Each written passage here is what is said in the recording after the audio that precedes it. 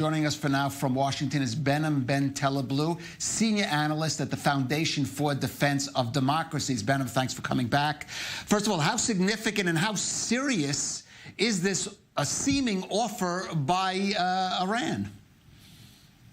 Well, great to be with you again, Caleb. I think the offer is quite serious, and if it actually does pan out, could be chalked up to being yet another success for the maximum pressure campaign. As you know, May 8th, just a few days ago, was the second anniversary of the U.S. walk away from the 2015 nuclear deal known as the JCPOA. And in 2 years' time, U.S. unilateral sanctions have done record damage to the Iranian economy, and this could be them looking to cry out for help, to create a vector for potential diplomacy. But let's not forget, let's also call a spade a spade. Iran knows that in any potential prisoner swap scenario, it gains more than the U.S. does because it is getting convicted persons on actual charges back rather than dual nationals or foreign nationals who are jailed or detained against their will in Iran on trumped-up charges. Well, let's talk about, and that's why forever there will be this asymmetry. Right. So let's talk about who that could be that Iran wants back. There is one scientist who has actually gone public with his concerns of getting coronavirus while in custody in the U.S. Listen, the issue of coronavirus and jail cells is a global issue. Jails in general, whether private or public in the U.S., in Iran, or elsewhere, are not the best place to be when there is a global pandemic. That is quite clear.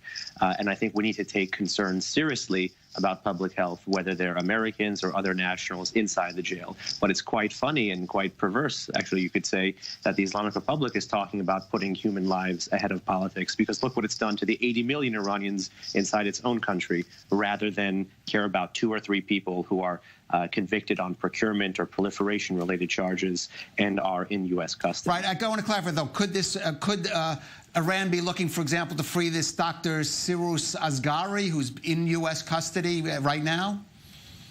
It's a potential.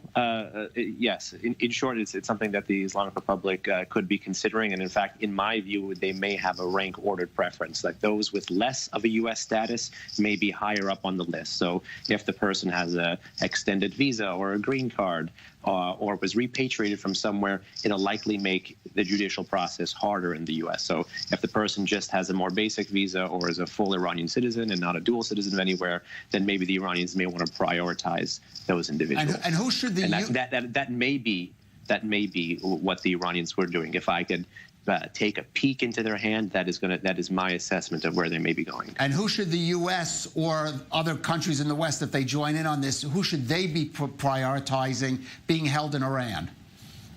Every single dual national, every single foreign national, full stop, no exception. Countries like Australia, for instance, which have a jailed academic inside Iran right now, they need to be pressing. The UK needs to be pressing.